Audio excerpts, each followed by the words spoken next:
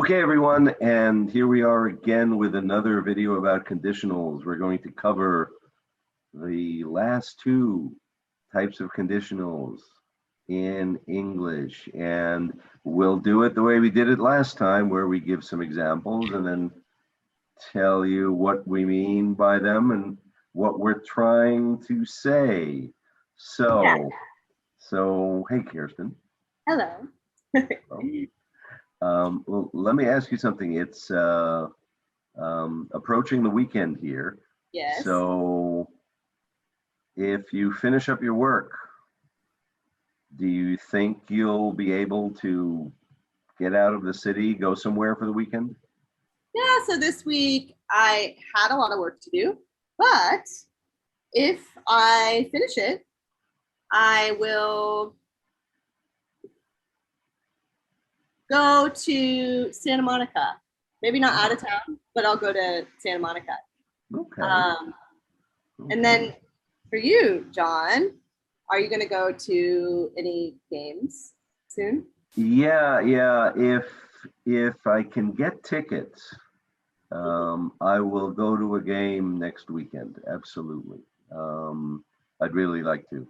So Great. So that was these two situations are something that is in the future, but probable.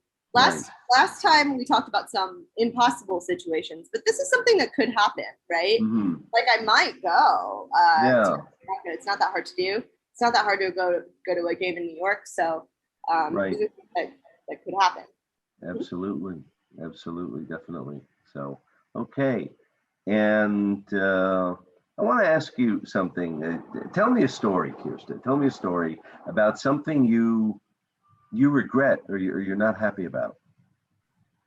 Sure. So I got an injury, and I think I've mentioned this maybe in one of our very first videos. Oh, yeah. Okay. Yeah. I know. Okay. Go on. Good. Good. Good. Yeah. Yeah. So.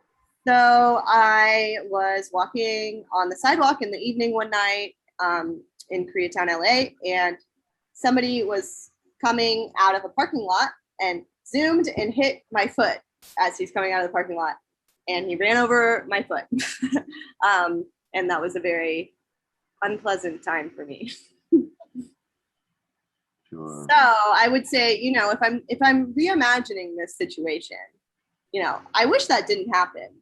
So I can say if I hadn't walked late at night, I wouldn't have gotten my foot injured. Yeah. Yeah. And so clearly, yeah, no one wants to get hit by a car, right? So it's definitely, if it happens, we look back at it and say, yeah, I mean, that wasn't a good thing. I really don't like that. Yeah. So it's definitely regret. So. Yeah. But enough with the negative. Tell us a positive story. Well, and that's the thing, I mean, when we talk about conditionals, it's especially in this case where we're talking about something that didn't actually happen. It can be a positive. Look, you remember a couple of years ago, I left LA. I went to live in Uruguay.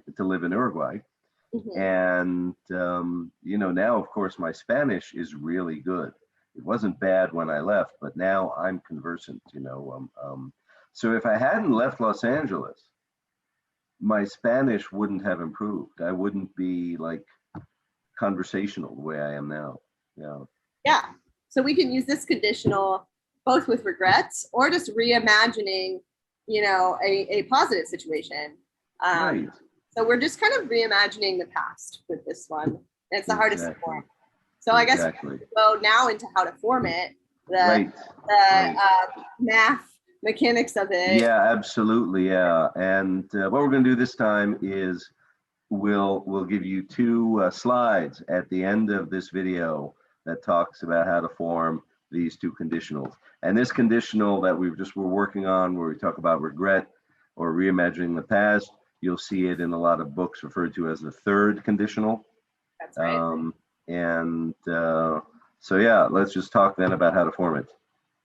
Okay, sure. So the first one that we did, one of the examples was, my example was, if you finish your work, will you go out of town?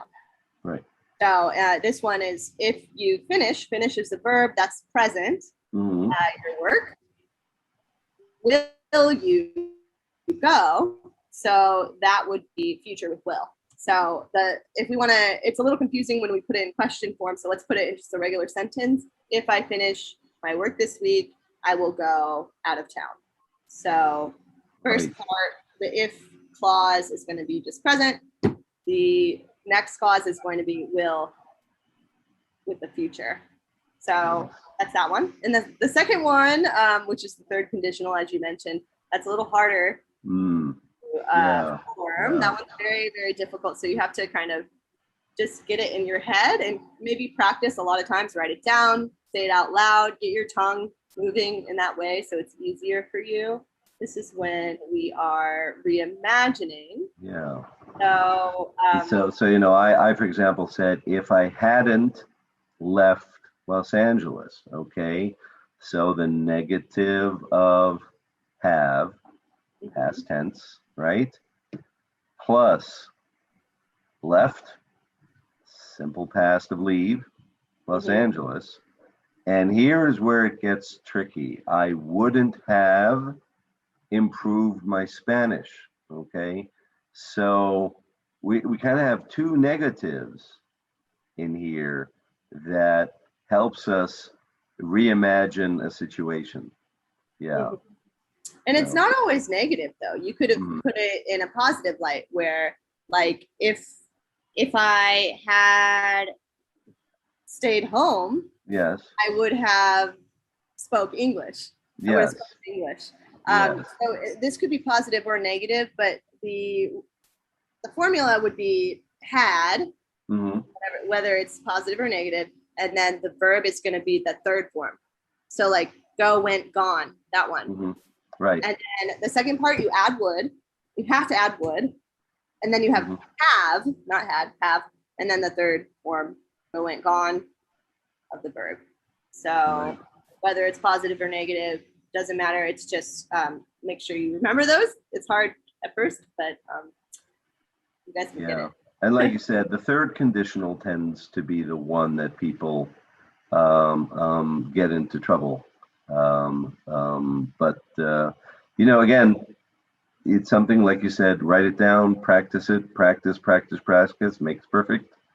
And yes, at the end of the video, which is coming up now in a few seconds, you'll see our two slides that show you this first conditional and how to form the third conditional, which is the tough one. So that's it. There you have it for conditionals in English.